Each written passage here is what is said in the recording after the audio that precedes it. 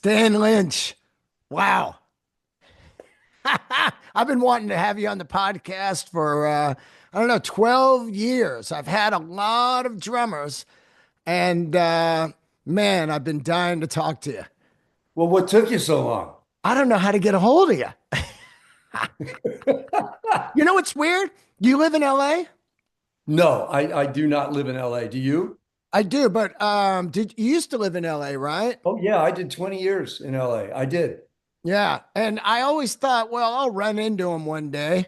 But you're a lot like Alex Van Halen. I never saw you out ever. Well, it would have been in the earlier years, I guess. I would, as Ron Blair used to call it, the accessible years. Oh yeah, where are you at now?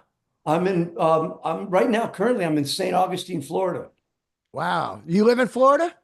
I do. I've got it. Well, I grew up here, so this is where my roots were. So at the end of the tenure with the band, I just sort of well, I already had sort of started moving back here, but it was a real natural progression. My family was still here, and I had friends here, and so when my life changed and my second act showed up, it was much more. It was just more fun to do it from Florida. It was easy for me. It was fun, you know. Yeah, yeah. I'm a comedian, and I tour with Bill Burr. I believe you got him a kit in New Orleans. He said to say thank you. Oh man, how cool is how did you do in LA? Are you okay? Are you all right? Yeah, yeah. You mean the fires? Absolutely. Yeah, it was not too far from me, but mostly it was all about that the aftermath of the air, you know? I bet. Yeah, just like really brutal out there. My lungs were just trashed, but it's tragic what's going on out there. I mean, how are they going to rebuild all that? It's going to take years. I think it'll be a generational thing. I really do. And but I also want to mention, hey, I just heard Burr on what was Fresh the air? yes. Yeah. Great. Oh man, he had me on the edge of my seat the whole time. What a dude. What a Yeah. dude. Yeah. Please pass on the respect and admiration. And I think, been a big fan of his for a long time. Yeah, yeah. He was pretty excited, like I was, when I said, "Hey, I'm gonna interview Stan. He's in New York getting ready to do Glenn Ross. Tonight's the opening night." Cool. And he's like, "Oh, Stan, tell him I think he got me a drum kit in New Orleans. Tell him thank you." I'd be glad to get him another one.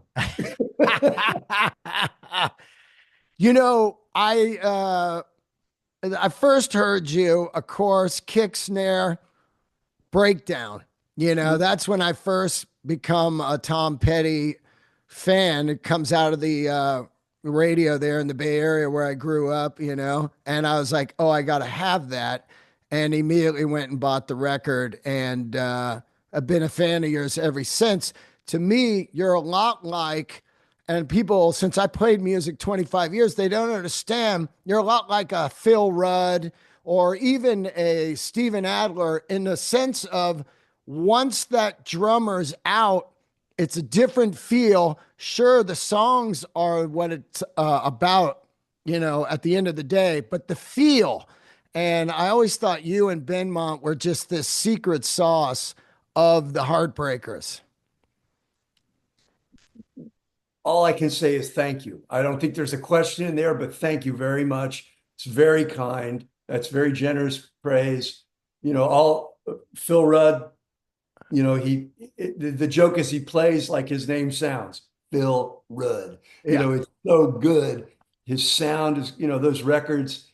In terms of replaceability of musicians, um, things change, like they're not supposed to stay the same. I mean, that's a very romantic notion when a band does stay the same forever. My tenure with the band, I was so proud of the 20 I did. And I'm so grateful that I didn't do the last 20 because I would have been the wrong guy.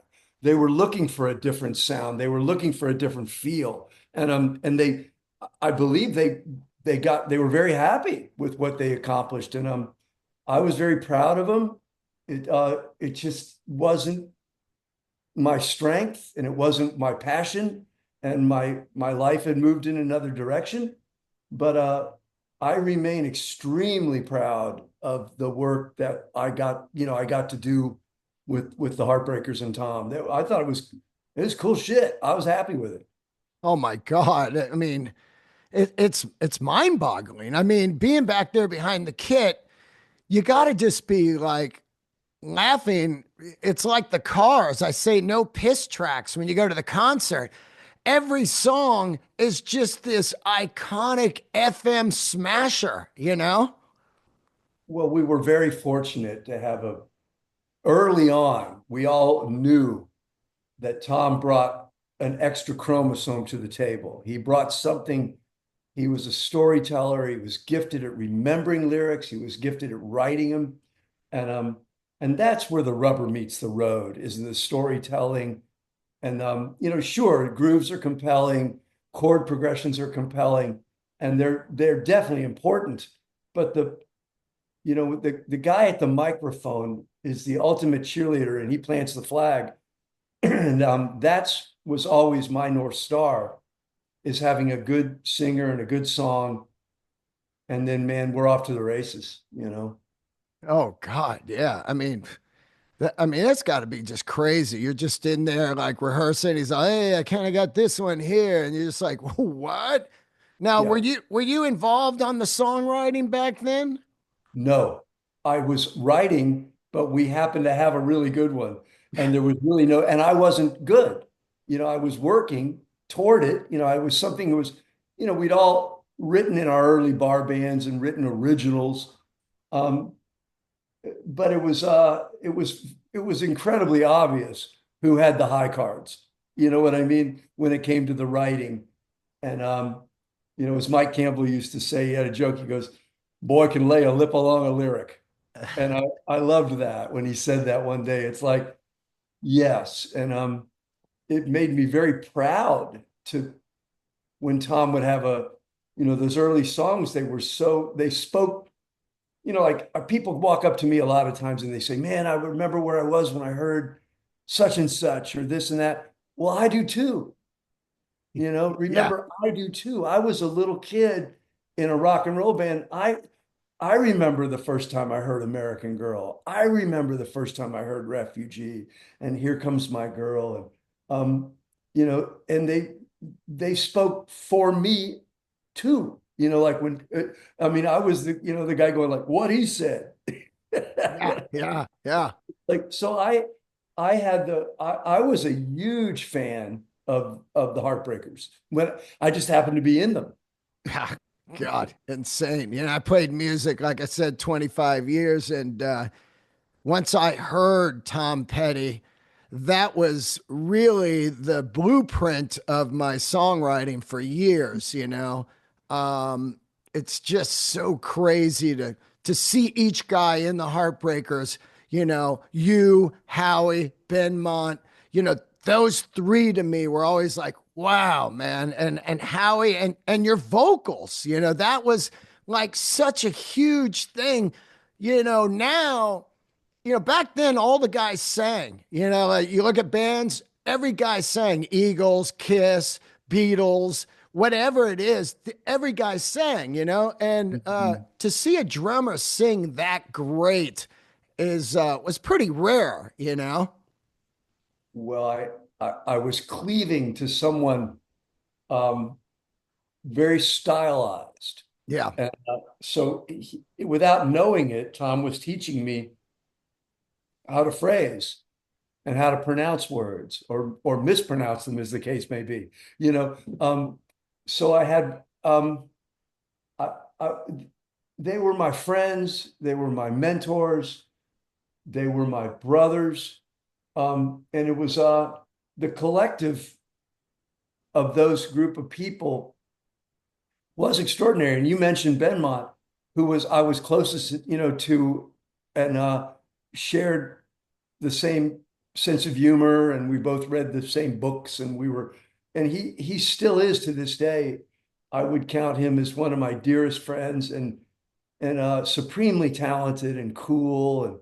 And, I was a lucky guy, I was in the room when the lightning hit, it was nice. Benmont is unbelievable. I lived in a small apartment in Hollywood and somehow was lucky enough to get him on the podcast. And it was wild just to see Benmont in this Hollywood apartment. Like, I don't know, 5 years ago, he's just on the couch. And, I'm just like, this is goddamn Benmont Tench, the Yeah. keyboard wizard, man. I mean, played on a million records also, Oh, yeah. unreal. I have the same reaction when I talk to him.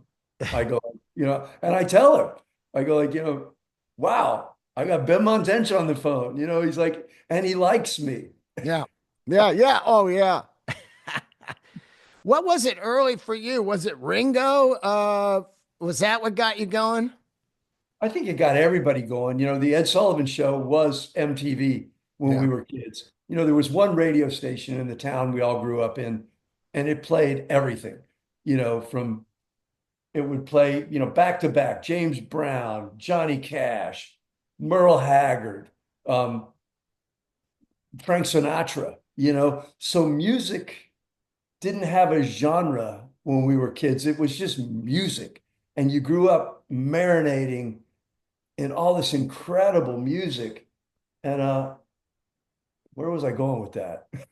Beatles. Beatles, Ed Sullivan, Oh, Ringo. thank you. Duh. Those little naps are great. Um, Oh, uh, yeah. So by the time you were tuning into the TV, and you saw the first rock and roll bands, oh yeah. and it was mind-boggling. I mean, to like when to be a little boy. I mean, I think it was like 8 years old when the Beatles hit, and it just ripped me up. But the band that the drummer that really messed me up was Charlie Watts. Oh, man. I mean, Ringo was unattainable. He was the whole Beatle thing was unobtainium.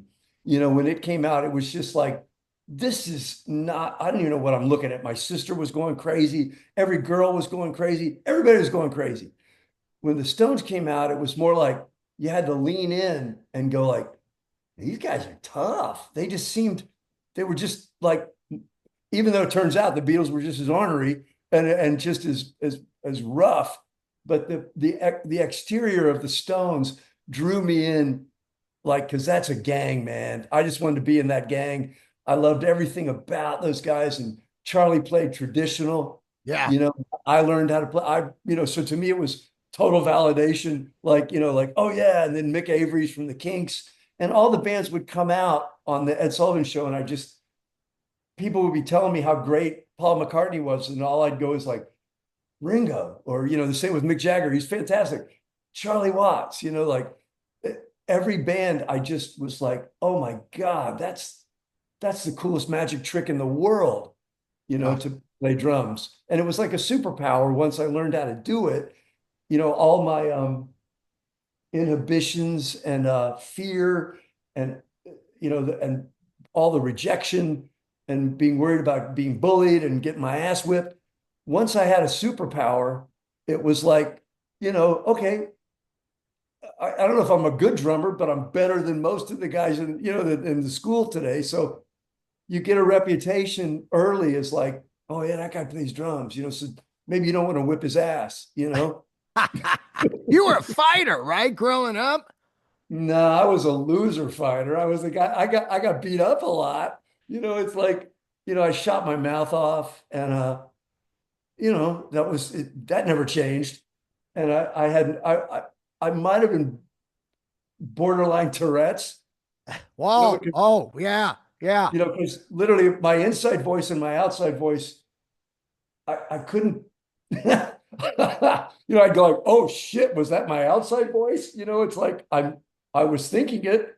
And so by the time I'd say something, usually it would be followed immediately by like, you know, Yeah. or somebody going, meet me at 3 o'clock at the oak tree. You're about to get your ass handed to you. But it was, I don't know. It all worked out. All's well Yeah. that ends well. A couple weeks ago, I was in San Francisco and I was lucky enough to see the opening of the Paul McCartney photo exhibit. Oh, how cool. Oh my God. So he carried a camera on those first like 6 weeks when they play Ed Sullivan and then they do Miami and they do like Chicago, Yeah, and, you're looking at this and it is so mind boggling to me how it'll never ever be like that again. The organicness, the no cell phones, the new danger of a weird haircut, some yeah, weed mixed into that, and just Beatlemania. I mean, at one point they're showing them come into JFK and there's thousands of kids on the tarmac. I mean, think about that. You can't even go through the gate now without a ticket. They're out on the tarmac. right. No, That's wild.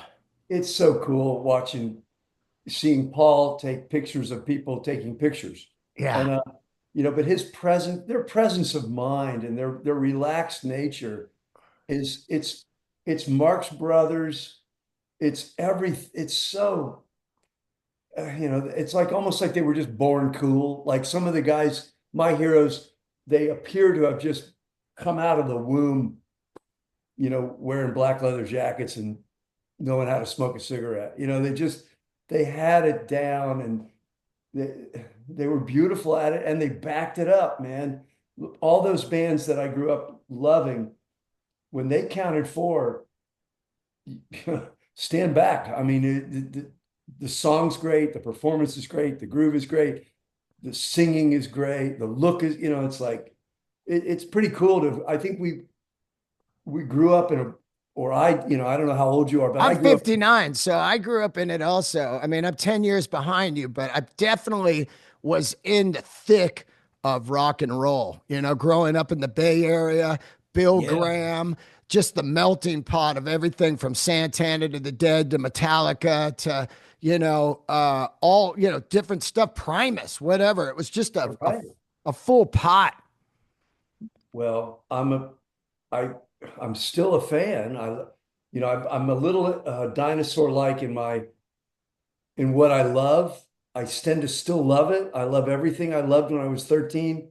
I still love cars and girls and rock and roll, and nothing's really changed. It's like, except me in the mirror. I just go like, who the fuck is that guy? Yeah. But other than that, it's it's great. I mean, I feel so fortunate to have been around so long and seen so much. It's great. Oh, yeah, I hear you, man. And just to think about like people are always like, there's no good music anymore. And I walk away from those people. It's like, wow. I mean, there's a guy right now, MJ Lenderman. He's got a record out right now that is just, and it's the same old thing with me. Great songs. It's like, listen to this guy's songs. Wow. Yeah, I mean, if you're not careful, you put on a get off my lawn shirt pretty quick, Totally. and you don't want to be that guy. Although there's pieces of me, sometimes I embrace it because there's certain things in the culture I don't want to be part of. So Right. I make an active decision. I mean, shit, I still carry a flip phone. I don't text. I don't want to text. It's like I just don't want to. It's like doesn't mean I can't, but I I prefer somebody just call me. I prefer it. So I have preferences, but I don't have a whole lot of rules. Right. So, an interesting question I always like to ask the drummers, since you weren't involved with the songwriting, there is always that thing of when it comes down to money with a group, either a group will share everything 4 or 5 ways or they don't. So, how was that constructed? It worked out great. The specifics, it's an evolution, when as a band is on the way up, things are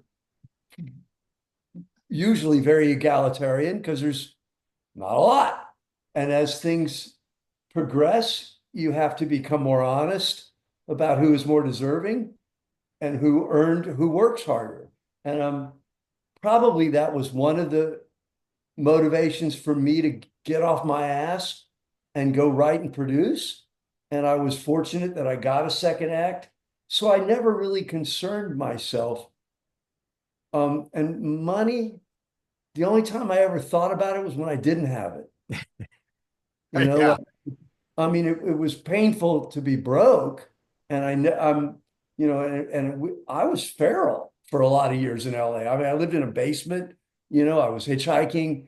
I had a stolen motorcycle, and so it was. I mean, I come from a, it's not like I lived under a bridge, but damn near. You know what I mean? And I was the kindness of others was and still is, but it was really nice back in LA in the 70s too, because this was before there were gates on all the houses.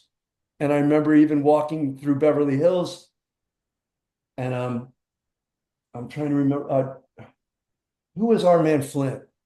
Who's Um, what? our man James Coburn. Oh yeah.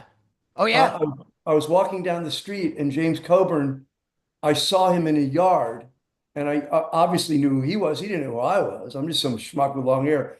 And I'm looking at his trees, and he goes, "Hey, you need any grapefruit? Like, help yourself." It's like, so that was the world, and he got in a beautiful red Ferrari and said hello to me. I mean, literally, like, "Hey, you a musician?" Like, "Yeah," it's like, he goes, so it was like that, the world, it seemed like you were welcome. It wasn't such an elite party as by the time I left, I felt like, you know, oh man, you got to pay to play the Whiskey a Go-Go. Yeah. I mean, shit, when we were, you worked your way up and you played the Whiskey, or you played the Starwood, or you played it wasn't like this elite velvet rope world that I grew up in California. It was still there was the reverb of the 60s and the early 70s, and I loved it. I thrived in that environment because it was very social. You go out and go see a band, and you'd be sitting there, and the next thing you know, you're talking to the guys in Cheap Trick who are just getting signed at the Starwood, and you're talking to Carmine Appice, and you're talking to all these guys that are just, and you're learning and you're rubbing up against it, and it wasn't. That's what I think. That's been lost a little, and I think it was wonderful to cohabitate creatively in LA in that first 10 years. It was great, man. I mean, it was great. Actors, musicians, everybody, stuntmen, you were invited everywhere. It was just, you were all over, everybody was everywhere.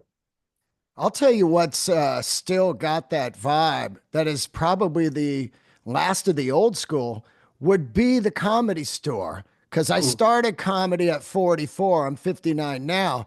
And I was blown away and still am blown away nightly how you could be in the Comedy Store hallway, and at the time, I'm watching a Burr, a Marin, an Ali Wong, a Sebastian Maniscalco.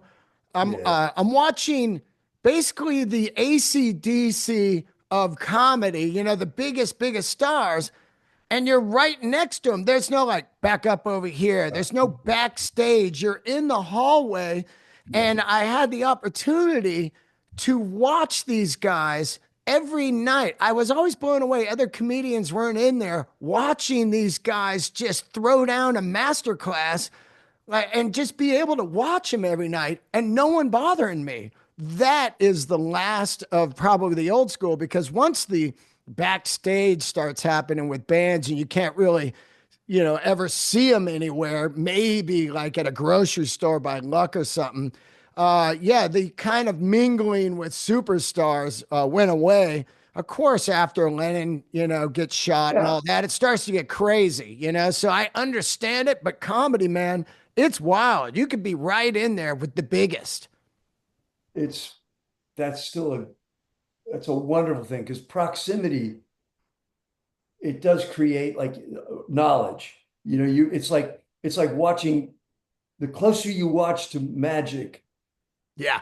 the more you learn. Like, if you go to the Magic Castle and they do a magic trick, like 2 inches from your face, it really it's very intoxicating, and it makes you want to learn more rather than just going and seeing giant diamond vision screens, and you're watching it from across the county, and you're going, well, that's unattainable. That doesn't even make, I don't even, it's so impersonal.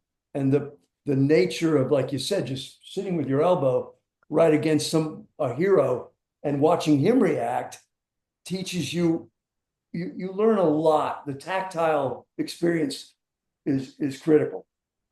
Once you're into Ringo and Charlie Watts, obviously you get into the Heartbreakers. They get created in LA, and you start playing. Who do you start to get into also? Like, are you seeing other drummers like, wow, this is crazy? And of course, Bonzo being my favorite of all time. But and double bass starts to come around and all this different stuff. Who else was blowing you away? Uh, I was blown away by bands. It Yeah, was, right. I never, I mean, I know this is going to sound probably ridiculous. I wasn't a drummer. I was the drummer in the Heartbreakers. I never wanted to be a drummer. I wanted to be in that band. And so everything was, all my heroes were guys that could figure out how to be in bands, or they were amazing session guys like Jim Keltner. Oh, He probably had a big effect on me as like like, wow, that's a guy who just manages to understand music and always plays the right thing. He just always pulls the right gun and nails it. And but my mostly for me, music was very personal, and my friends became my favorite musicians. I didn't, if I liked a guy, he was my favorite. And I still to this day have amazingly good friends that play music, and people that befriended me. I started to understand their music more. Like, even sometimes there were people I'd go like, why I wasn't really into that. But then once I met them, I'd go, holy shit, that's really good. They have a craft that I don't have. And so no, I wasn't really influenced by a lot of the stick twirling and all of that. I was excited by it. I'd go like, oh, hell, that's really cool. But I loved guys that played in their band. And I just thought that's the highest, that's the coolest you can be. yeah, yeah. Jim Keltner's mind-boggling to me, especially like his snare sound. It always had that perfect 70s kind of dead snare. It was perfect. I love that sound. Like, long run snare to me. The long run snare is the ultimate 70s snare to me. That's a tough one and Don Henley, if he wasn't such an amazing songwriter, record producer, and singer, he'd only be known as the guy who played on all the Eagles hit records. He'd only be known as that drummer. Like, I mean, gee, so I mean, you have to, I mean, he's been so overlooked as a influential drummer. I think it's hysterical to me. Like, and even when you're around him, he doesn't refer to his drumming at all. It's like, occasionally you kind of have to hit him in the shoulder and go, dude, that's pretty cool. So yeah, but those are the kind of guys I go like, holy shit, them's the big boys, you Yeah, know? yeah, yeah. I mean, that drumming on in the city. Oh man, it's so cool. Well, all those records. I mean, even like Lion Eyes, you would take that for granted, that you could just sit there and play time and play acrostic like that. You try it. You Yeah, try it. Get on a balance beam that's this wide for 4.5 minutes. Good luck. See you. yeah, You ain't gonna make it. And that's focus, and that's discipline. And that's where drummers sort of get a bad rap. But the best drummers to me have this tremendous tolerance for repetition and discipline, and it's a bitch. I mean, and I've gotten better since I've been out of the band, because I've been working with I've been working with a lot of great drummers from the other side of the glass. So I've seen the craft from both sides now. And boy, if I could go back and do some things again, it's probably a good thing I can't, because I would never do what I did, you know? Well, that's what I love. When you are organically new in something, you're playing what the instincts and survival. And Yeah. then later, I find if you go back, like you'll see a guy, well, we're going to remix and I'm going to play some different stuff on here. And then you're like, no, man, because you overthought it. You're like, now I'm better. And it's like, nah, that's not better. Maybe it's different. No, being a being puerile and being a punk, it has its advantages at a certain time in your life. Yeah, totally. Totally. Let me ask you, you had a hand in that Eagles 99 When Hell Freezes Over tour. Is that right? Like, what was your part in that? I was invited by Don, who had been really in the 80s when Don was working on his solo records. Danny Korchmeyer and Don invited me to come hang out, basically. Like, and they were both friends, and they still are. And I served a kind of an apprenticeship in the studio. They allowed me to be there and audit the process of how they work and how they write and produce and create. And that led to so many um, collaborations with them. And it led to me learning the craft of producing and writing, and opened so many doors. So I think that really, yeah, the work I've been able to do with the Eagles was, or that the one song essentially, Don. I had just wrapped up my time with Tom and the guys, and I was just hanging out at this very house, and the phone rang, and Don was like, "What are you doing?" Because he'd obviously heard, Yeah. that I was no longer in the band, but that's just, he's a cool guy. He doesn't, like, man. It was more like, "What are you up to?" And I was like, "Not much." He goes, "Well, get your ass on a plane, bring your studio, come out to California, and let's get to work." He goes, I'm putting the Eagles back together, and you take a shot at getting a song with us, And it was Wow. like, I mean, you can't ask for a better big brother, He, so he's been that for me for decades now. He's been the guy going like, "Why don't you do it?" And I'm like, "Well, can I do that?" And he goes, "Why don't you find out?" So he's been a really, I can't say enough cool things. He's a badass, and he's taught me a lot. Oh my God. I mean, his solo, that end of, what is it? The End of the Innocence record. It is, I mean, there's that one song on there. I was going through like a breakup at the time. I got the call today, didn't want to hear, you know, End of Mhm. the Innocence, the actual song. It No, is so potent to me. And Boys of Summer, just those, that's another thing that the Heartbreakers had. It really felt California. And I love California stuff, not so much the Beach Boys, no. poppy stuff, but the stuff that really captures California. You're referring, I think, to Heart of the Matter Yeah, is the that's song. it. That's it. Yeah, yeah. And it's on the End of the Innocence record. But that I, song is so great. it's beautiful. I play drums on that. Oh my God. That's like one of my favorite tunes ever from him. Yeah, yeah. Don orchestrated that drum part and gave me a shot at playing that, and walked me right through it. That's But yeah, I mean, that was that record. That's when they were pretty much said, like, "Lynch, you can audit, you can hang out." And there were days I was just thrilled to be in the room and watching so many good things happening. I was learning, man, it was just coming at me like a fire hose of information. And and that served me well. All the rooms I've been in, even at the time when they were uncomfortable with certain producers, I always learned something. I always learned something. And that's a really cool thing. Continuing education is I love that. I love when I'm slightly uncomfortable, it usually means I'm about to learn something, you know. Don't rebel, don't say it sucks. Just open your mind and try to absorb. There's a lot to learn, and you'll never learn it all. No. Yeah. And also you're living if you're learning. I Mm. think once you stop learning, you just become that you're done.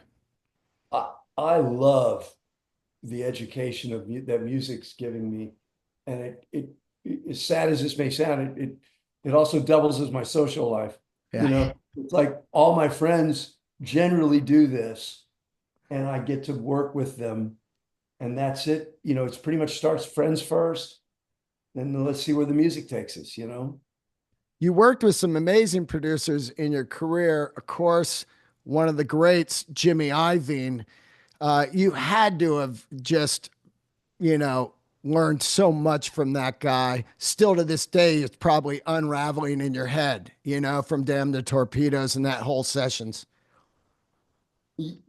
Jimmy Iovine is a first and foremost is a song guy.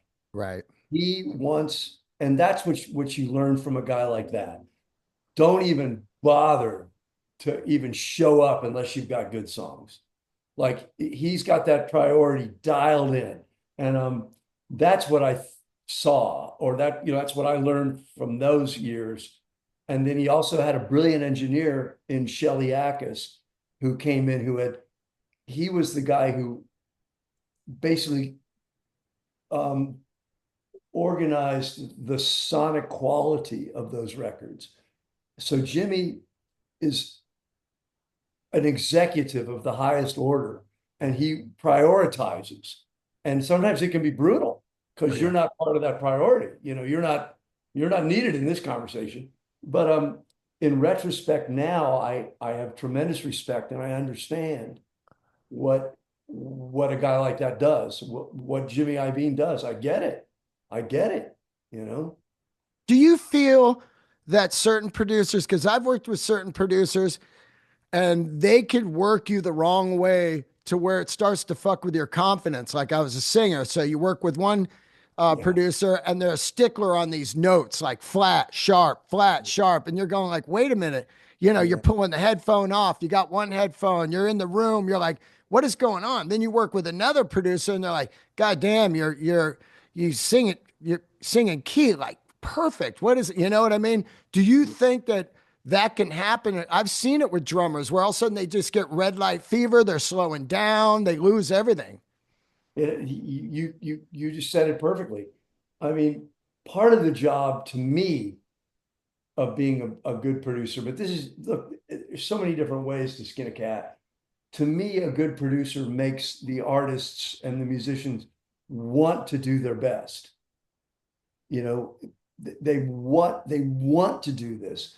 Other producers, it's more of a punishment. It's more like, if you don't do this, you will be scolded. And that's a and look, it's probably all in the way we were raised. I don't know. I mean, you could spend a fortune in therapy trying to understand all of this. But to me, from my perspective as a producer, I already know usually that if it's a younger band, they're already intimidated. This is already a terribly intimidating process to figure out how to get what's in your head, to come out of the speakers. That's wow. There's a Grand Canyon between what you're hearing here and what you're hearing there. Um, Now the mature guys that have been doing this their whole lives, they don't need me to be a cheerleader. It's almost pedantic if I do that. They're almost looking at me going like, "Oh, put a sock in it, man." Nobody, But it's because they know, those guys are already hard on themselves. Yeah.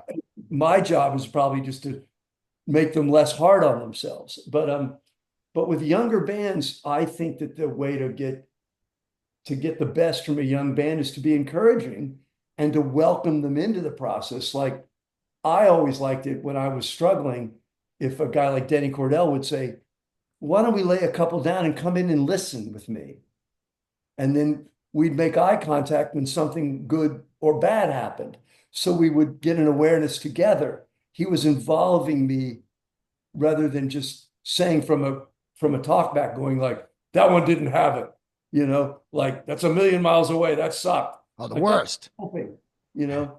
And the Um, people talking in the control room, yeah, you yeah, know, yeah, and then eventually he comes over and goes, um, maybe try it again. And then you go, yeah, what the fuck? yeah. But the guys that will say, come in and listen and learn. Yeah. That's because really nothing. If you didn't grow up as a studio musician, it's a very different world. Being recording is so different than singing live or playing live. It's a very, but once you get the hours in, it does become sort of natural. It becomes like more like walking it's like the first time you walk, you're bouncing into walls and you look like an idiot. But after a while, you just get up and go.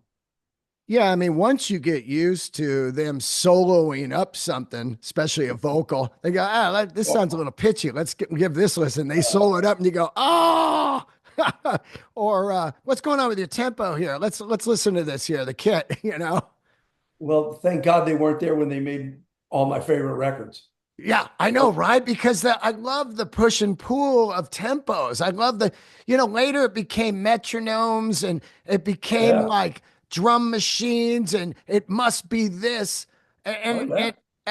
I'm not down with that. Now, if it's an obvious slowdown where you go like, dude, something happened there. But if it's a feel, a push and pull, Sure. that's where I love drumming. Well, it's fun to work without a net. It's but that requires the whole band are massaging the same side of beef at the same time, like we're all working on it. But it's interesting though, but I'm glad like I listen to records now, like old records, and man, sometimes it is pitchy. Yeah. Thank God. Thank Yeah. God it's pitchy. I mean, thank God they didn't auto-tune Mick Jagger, you Oh my know, God. you know, thank God you didn't, or even the Who. Like sometimes there's some grace in the struggle and the fight. You hear him going for it, like not just nailing it. You hear him, and it's like that to me is the flying by the seat of your pants. That's what I miss about records today. You don't hear the bond. You don't hear the fight. You don't Yeah. hear it. Yeah, And I, that's the sadness of stems, I call it. yeah, well, that's interesting. Yeah. Well, everybody, I mean, I've worked with young bands now where like literally the drummer comes in, plays it twice and looks at me and goes, you got enough to work with? Basically wants me to spend the next 2 days editing this into a drum track. And I'm like, dude, you don't have enough money to pay me to edit. You've got enough money to let me stand here and watch you work. But I mean, like, but you ain't got a budget that says like I'm going to stand here and listen to your shit and try to turn it into like real shoe leather. Forget it. Yeah. Yeah. Let me ask you about a couple things. Recently, I'm one of my best friends is Jacob Dylan. That's not a name drop. I'm just bringing it Oh, up because he cool. recently did Long After Dark from top to bottom in Wow. LA. And Really? yeah, it was fucking a magic night, man. He played the Wallflowers hits, and then they took a quick break, and then he played Long After Dark from top to bottom. And to hear that record after all these years live from a band playing it, it was incredible to hear some of the deep tracks, that you forget about just really kabonked me, and it was awesome to hear. Jacob Dylan's really good. And I never when we were on the road with his pop, he was around, Right. but I never connected to him. And Right. I regret that because it's like, I've always wanted to, grab him by the shoulders and go, dude, you're a soul man, Yeah. And I just think he's pretty damn cool. Well, it was funny what he said on stage was he's like, look, I was lucky enough to spend a summer out on tour with my dad, and the opener, not necessarily the opener, but the band was the Heartbreakers. And, he goes, I was more blown away by the Heartbreakers. That's what drew him in. Like, oh my God, listen to this band. Mhm. Well, he put together a good band too, you know. Oh, Like, yeah. yeah, that's another guy. Please pass on my warmth and respect Yeah. to that guy. Yeah, man, that's cool. It's Yeah. really nice to hear. Let me ask you on is this Simmons drums on Don't Come Around Here No More? Or is that just programmed? I think the beat is I think it's an Oberheim drum machine Oh, yeah. with a delay. And so if you, what you're hearing is a simple program, but the delay creates the, the, the width of that pattern. But that's Dave Stewart. I got you. Got you. Did you ever get into Simmons drums? No, I did not.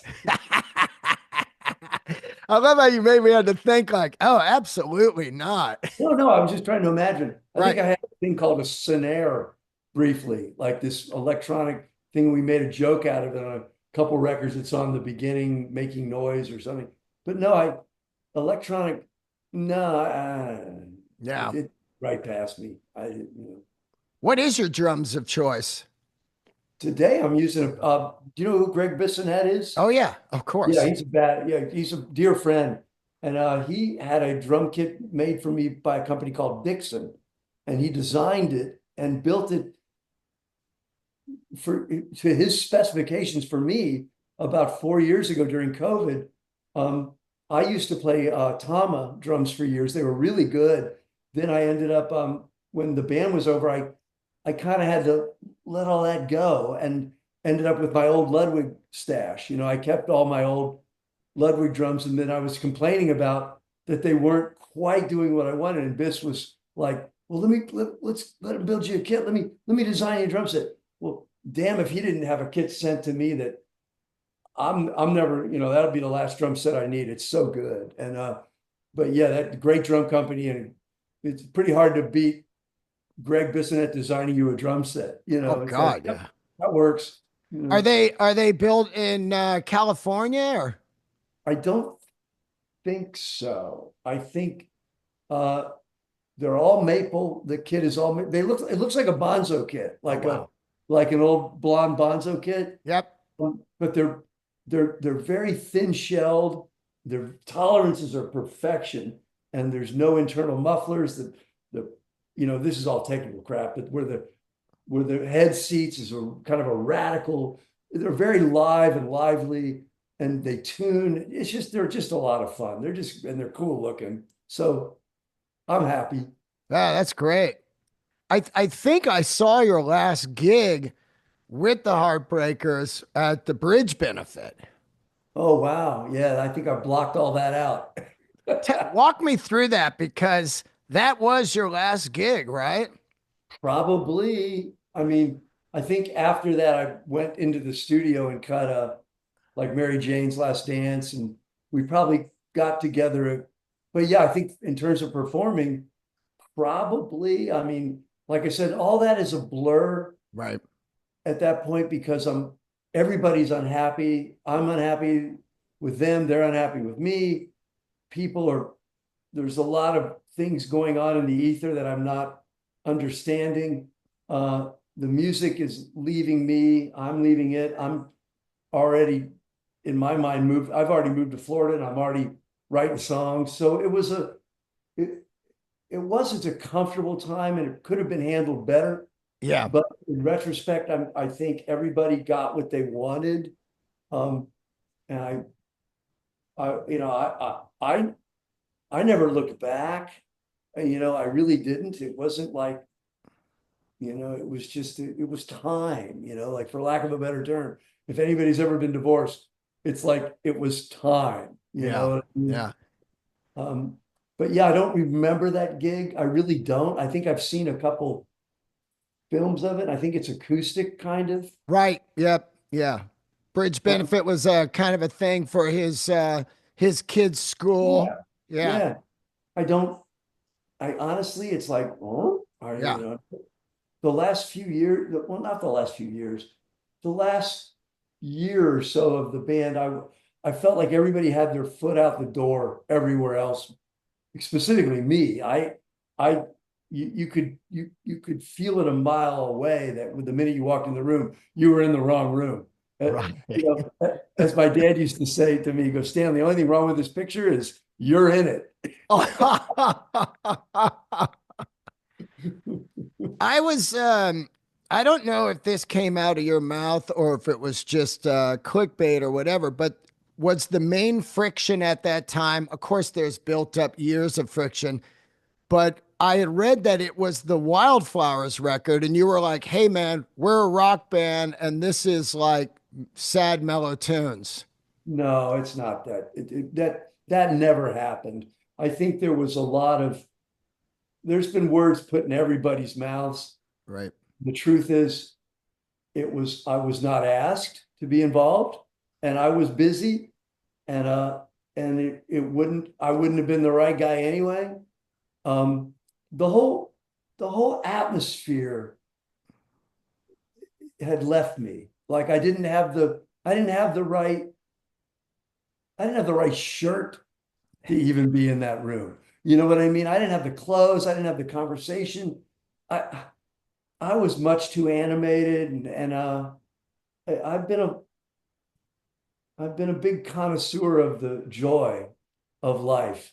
I don't really know how to get down and dirty in the cracks. And I think some of that music was exploring darker themes and I don't know, man, shit. Now I'm just riffing. Yeah. But it was it wasn't it it wasn't for me, and I wasn't it was like I said, timing was probably about a day late. Like everybody probably should have made that statement about a couple days earlier, and before it had to go to like it got pretty tense, and Yeah. it didn't need to. It really didn't need to do that. And I think that's maybe a regret I have, and maybe there's a regret on their side of the fence too, that it didn't need to go to that place. It could have just been, look, we're all bros. Flip a coin, pick a day, fucking have a beer. It's been a pleasure. Give me a hug. It's nothing should be that fucking dramatic. Yeah, yeah, yeah. I mean, most bands aren't together for 10 years at least. So there's no playbook.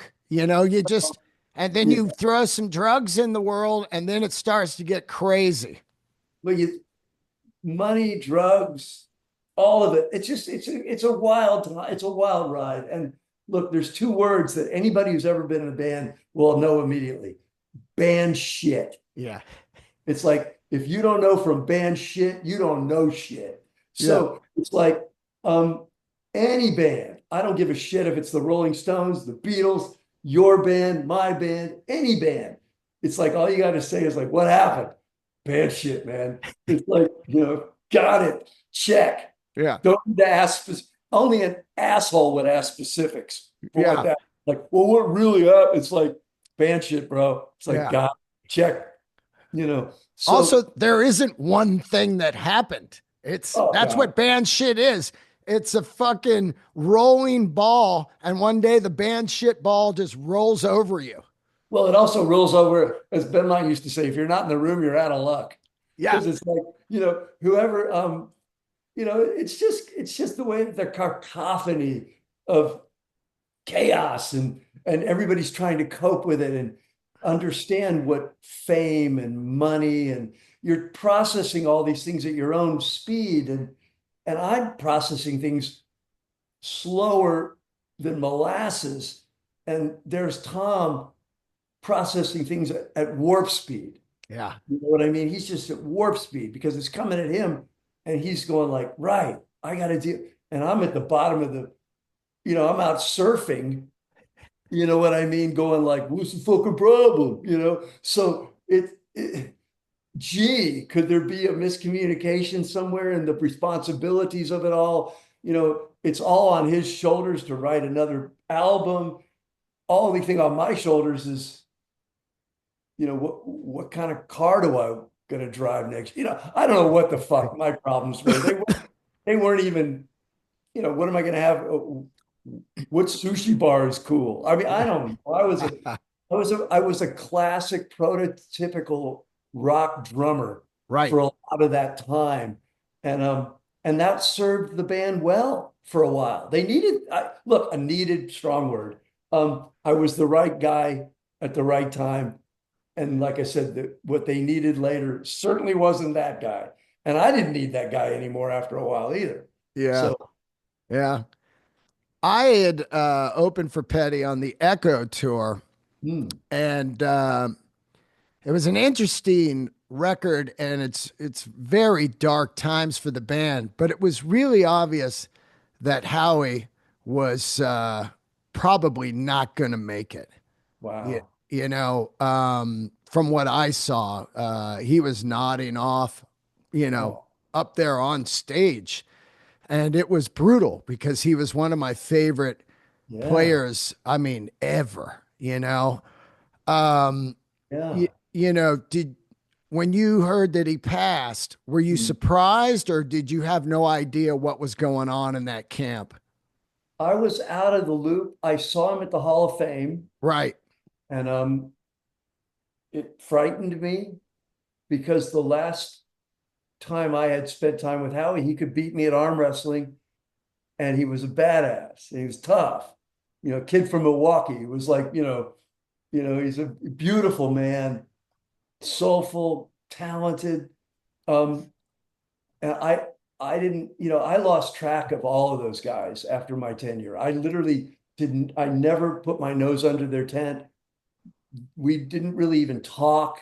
I lost interest. I lost interest. And so when invited to join them at the Hall of Fame, I walked into rehearsal and I remember seeing Howie for the first time. And what it had been probably, I don't know, 9 years maybe.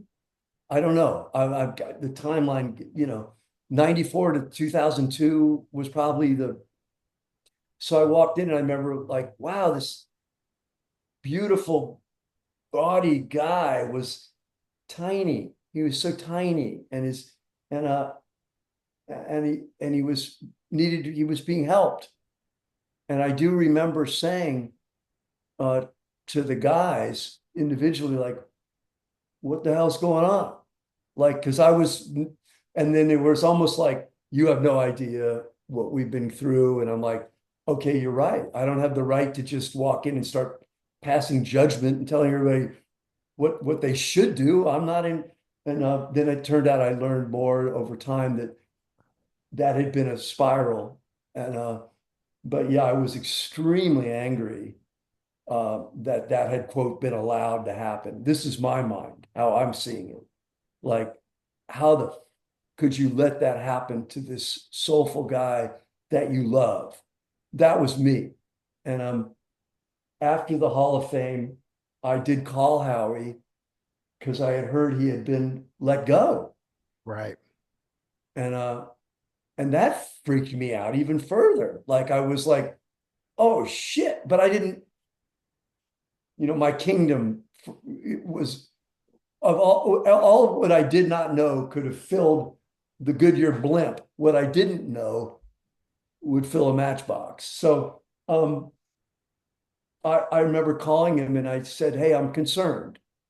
I'm scared. I'm scared because of what I'm seeing. And he was very defensive. And I believe that his demons were in charge at that point, Right. like we weren't really talking. He was saying, but he was waiting for me to get off the phone. And I know that now, having dealt with people with dependency issues, and that they'll indulge you to a point, but they're not interested in hearing. But I told him I loved him. And I told him, I remember saying, like, I wish you'd come down to Florida. Let me take care of you. I did, I said, I got room at the inn, I'd love, And I much remember saying, join the small crowd of people that used to play with Tom Petty and the Heartbreakers. You're in a very elite club. Yeah. Yeah. Um, Yeah. and I tried to get it, but even that didn't go. It wasn't funny, Right. Um, but yeah, to say I love Howie Epstein and his family and his brother Craig to this day, they're, man, what can you say about a guy? I went around the world with him, made me laugh my ass off. His first gig was the fucking US Festival. Oh man. Yeah, Us I mean, festival. he walked out on stage. I mean, I think I got this right. I'm like, we walk out and there's, I don't know, hundreds of thousands of people, Yeah. like it's like the biggest gig in the world. And Howie, I'm going like, I'm giving Howie shit. Of course, I'm going like, hey, hope you're not nervous. I'm winding him up, and he's like, we walk out, and after the first song at the US Festival, Howie walks over to the drum riser and he goes, "You call that drumming?" Oh. Oh. Oh my So God. I love that US Festival story because I'm obsessed with the US Festival. I went and Steve Wozniak and that location and just that insanity oh of yeah. of that thing. And I feel like those two US festivals do not get enough glory. It's like Woodstock to me, and then the US Festival. That's really Yeah. the gap. The huge 80s excess. You're taking helicopters and you're getting in elevators that go up sixth floor to get on stage. You know what Yeah. I mean? It was like, okay, this is pretty big, but I loved it. The takeaway from that was that's how cool Howie Epstein is under fire. Like he God. walked out. I mean, probably did like a couple of days of rehearsal because I remember we would ask him like, "Do you need to go through do you know refugee?" And he would just be like, "Yeah, I know refugee." Or be more like, "You want me to sing?" Yeah. God, he could sing, huh? Oh my God.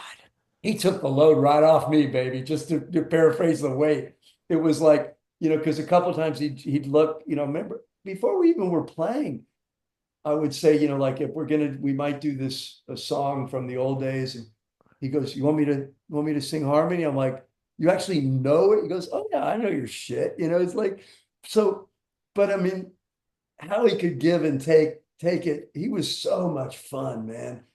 No, he wore his life like a pair of jeans that fit. You know Yeah. what I mean? It's Yeah. like we'd walk on stage with Howie Epstein and you'd look over and he was always had a cigarette and he would somehow manage to put the cigarette out at the exact second to get his hand on the bass and get to the microphone. It was so like watching Howie was part of my show. You know what I mean? So, and the same with Ben and Mike and Tom, all of those guys. It was like I had the best seat in the house to watch what I considered one of the coolest rock bands in the world. And I saw it all in real time. It was like, this is awesome, you know? So great, man. I saw Tom's last gig at Mm, the Hollywood Bowl, which at the time we didn't know it was his last gig. Also, an interesting fact, Eddie Van Halen's last gig ever, Hollywood Bowl. So wow. it's wild to think about. But of course, we know what happens. He passes away. And, who calls you? Mike Campbell? Oh man, my phone lit up. Oh, yeah. Like I said, I don't text, but Yeah. I saw probably 50 texts. Is it true? I'm sorry, all, and I live out in the woods. I was in a very my crib is in a rural area outside of town. It's a tree farm. I'm like out in the middle of nowhere, sitting on a tractor, having like probably I don't know what I was doing, planting blueberries for all I know. And Yeah. my phone is just going brr, brr, it's just blowing up, and I'm looking at it going, what the fuck does this all mean? And then I think it was Benmont, of course, Yeah. it would be. And I saw Ben, and so I picked up the phone, and he goes, something like he assumed I knew everything, and went right to where he was, and he was in the hospital, and what's happening. And I was, I'm way late catching up. You know what I mean? I'm already way behind the curve. And I think one of the dumber things I said was, is there a chance he'll be okay?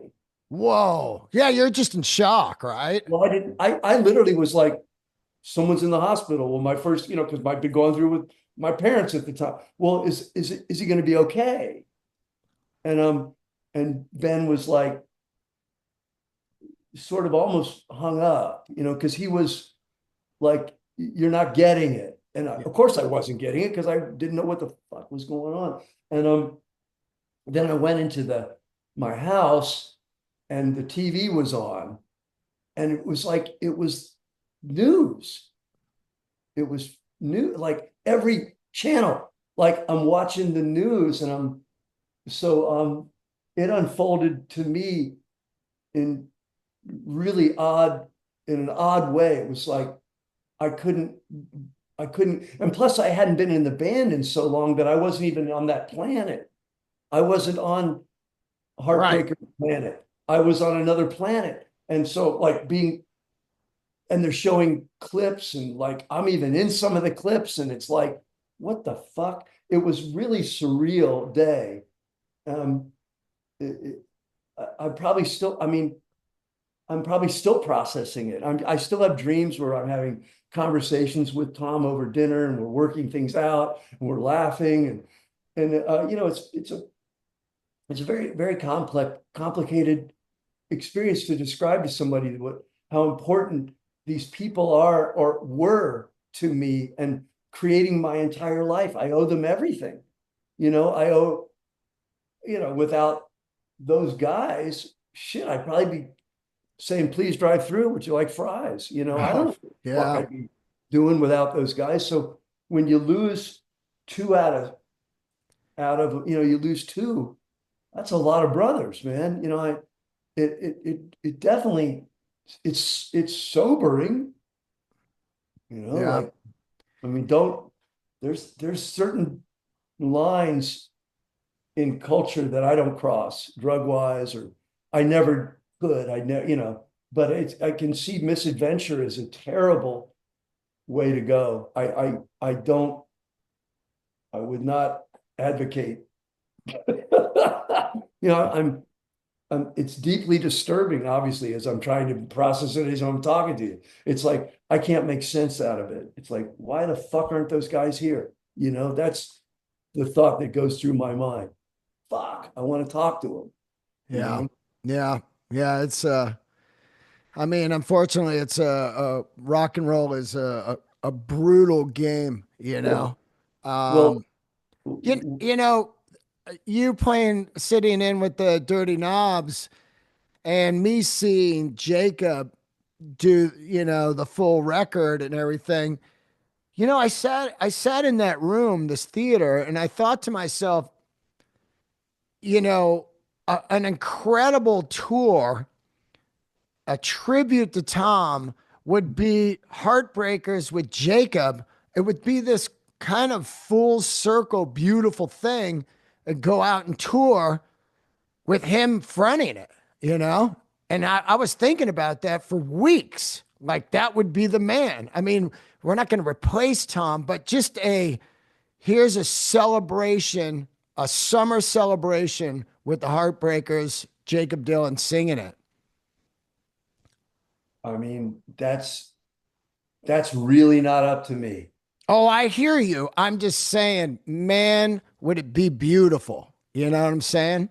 I would, uh, I would love to play with those original guys. I wouldn't care if we just booked a room at SIR for a night just to go make noise. I Right. don't really know about tributing, and I don't even understand how to put that together, but emotionally, but to make that noise with those guys, that's a holy, that's a mother church for me.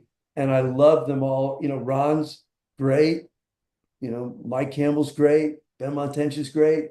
I can still throw wood around. It's like, so I don't know I have no thought about what it would be or could grow up to become. But like I said, if somebody would book a living room and let us go in and play covers, I'd be all over it, you know? So just to hear that noise while I still can, because Yeah. one day it's going to be gone, and you know, and I know it more than they know that, you know, because I know when it was gone, it was gone.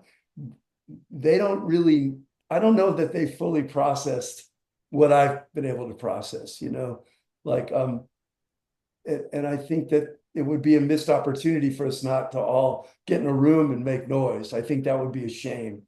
Um, Even if it sucked, it would still be funny. Yeah. I believe that too. I believe it too, man. Just to But I, but get, Jacob, I mean, like I don't know him, but he obviously, I oh, mean, he'd kill it. He'd kill it. uh, Oh, and the people would be fired up. Just because it would be like celebration and it's organic. It's not like, he was there, on yeah. that Dylan Petty tour. And then he loves Tom Petty and the Heartbreakers. And then just you back in there, I think it would just be, I mean, it would tear me up, man. It would tear me up. It's a very romantic notion. Absolutely. I I like to don't know throw what, stuff out there though, I don't, you know, hey, look, it's, you obviously are a romantic. That's Yeah. lovely. Let's talk Stereo Wars before we get out of here. Speaker Uh, Ward, what? Oh, Speaker Wars. Yeah. You know what I was calling it? I was learn calling to read. no. I was calling it Stereo Wars because when you have like a turntable and Macintosh, and then somebody else is like battling you, like, no, this is the fidelity over here. So when I saw Speaker Wars, to me it was similar to what I always say to people, like, oh, some more Stereo Wars, Hey, what do you want to know? I'll tell you anything. So you got when does it come out? I heard the single. I think And in May, I think they're going to do the label's going to release two more videos. right.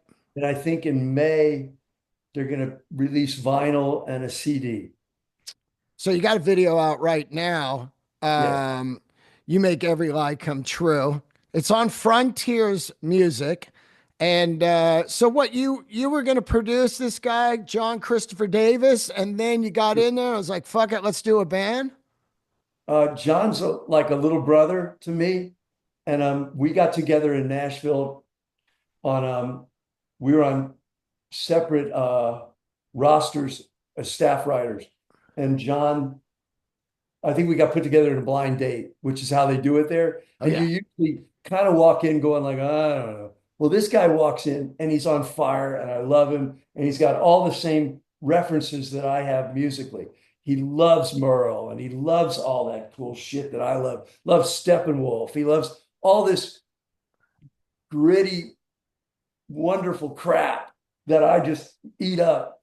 And I'm kind of like amazed because he's younger. He's more in your fighting in your weight class, you know. So I was stunned that he actually had these touch tones. We wrote, I didn't think, and then they asked me to produce him, and we went into the first production meeting, and they pitched us these 5 horrible songs.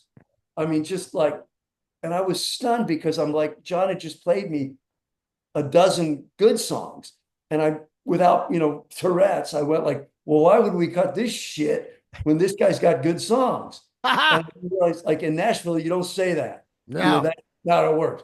Well, we got fired, both of us, like that minute. We didn't really know it, but they just said, like, well, we'll be talking to you later. Well, we're walking across the parking lot, and I'm thinking, well, I guess I just fucked that up. And John, I'm thinking, and I hear, hey, Lynch. And John, I'm going like, this is where I get once again, I get, one more black eye. And John comes running at me, and I'm thinking, oh, Christ, here it comes. And he gives me this big hug, and he goes, bro, he goes, man, nobody's ever spoken up for me, man. You defended me, man. Cool. And I'm thinking, well, at least he's got soul. He went out with his finest flag. I didn't think much about it. And then about 2 weeks later, I'm back home in Florida. And he goes, what are you doing? He goes, I want to come down and let's do some more writing. So he kept the relationship going. And I thought I was just going to be writing stuff for his record. because I like to write and he likes to sing. And then during COVID, when we all were like, burning our groceries and setting fire to our clothes and not, walking outside with a bubble on our head. And I think we all started learning how to make, we all made the decision during COVID. Well, I'm either going to just dry up and blow my brains out, or am I going to get to work? Well, work during COVID became file sharing. If you owned a studio, and I do, you learn to make records remotely. It's not my favorite way to do it, but I learned a lot about that from Jeff Lynne because he's very one at a time. So it wasn't a foreign thing for me to consider. And so John and I basically built the bulk of that record during COVID. And then and he just kept bothering me, going like, well, when you don't have hair on your ass, if you don't get behind a kit and come play. And I'm like, ah. And so finally I just went, well, let me come out to Texas, where he kind of had most of the band. And we played, and I figured, well, fuck it, why not? Let's have some fun. I have very managed expectations. I don't delude myself, but I would just love to be able to make more. We've got another record that I think is better already, and we've got a band that's really good that can play. And I would love it if we could get out and get to work. That would be fun. Oh man, it's just anytime I get to see you play or hear you play, it is it is a gift, man. You to me are one of the greatest rock and roll drummers as far as I would say ultimate team player. You're not back there trying to pop out, you're playing to the song and you're playing super grooves that just have knocked me out since 1976 when I heard as a kid the first record. So I can't thank you enough for still playing, man, still alive and still being creative and pretty damn positive. It's great news that this is coming out. Well, thank you. I mean, look, I've been really lucky. This is all I've ever had to do since I was 14 years old. You know what I Winner. mean? This is it. So with your help and with your listeners, check it out. I mean, man, if you like it, we'd love to play for you all. And it's like I said, I'm under no delusions of grandeur. I love getting together with guys. Being in a band it's really fun. It's frustrating because you don't always get your way, but that's always cool too. It's like a good meeting. Nobody wins in a good meeting. Everybody kind of walks out of there going, what the shit happened? And it's like, I love that about being in a band. It's funny. These guys they're Texas, they're rowdy, and they're like, it's like I've known them my whole lives. I've known them several years now, but it's fun. And that's really what I want to focus on between now and I want to run out the clock with as much fun as possible. I'm the same. I'm the same way, man. I'm the same way. I started comedy late because I was like, yeah, fuck it. I'm going to try something different. Congratulations, because really it's only your life we're talking about. That's it. Like, what are you going to do, man? I know, but it's like, Jesus Christ. It's what do you whose permission do you got to ask to have a laugh? Yeah. Ask yourself. Yeah. It's like when you're done whipping your own ass, wake up and go, shit, let's get some yucks. And but I really appreciate your time today, and I appreciate you turning the band on to people. It means the world to me. And it was an honor to talk to you, man. I'm telling you, big time. You can go listen to my record, Dean Delray, Lone Mountain Serenade, and you can hear the full on Petty vibe, not just in like, of course I'm not that level, but you strive to have your players sound like the Heartbreakers, and you strive to have your songs, move people like the Heartbreakers. So that, that is a thank you to you and all of the band. Well, the other side of that conversation goes something like this. It's a really touching, and at the same time, I would always encourage anybody who picks up an instrument, sound exactly like you, Yeah. like sign your work, whatever you do. I mean, I'm not saying it's fun to look, I try to emulate other people and still fuck it up. But it's like, but if you sign your work and it's you, then you've done your job, man. That's the coolest thing.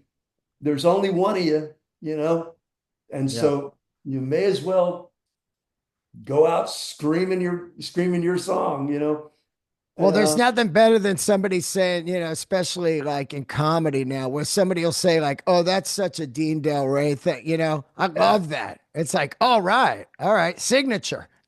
you bet it is. Like Yeah. you said, you signed your work. Yeah. Matisse, Yeah. Picasso.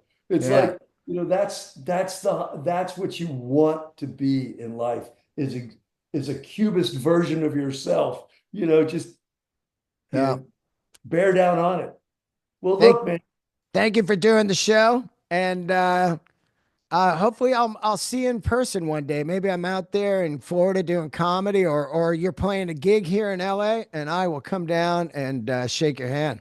I would love that. And it's like, hey, look, if you feel like doing this again sometime, just make it happen. Oh my God. Yeah, I would do a part two with you anytime, man. Okay, Anytime. that's your call. Okay. I'm on it. I'll set it All right, up. all right, Thank you. man. Candles lit, my man. All right, man. See Later ya. on. Later.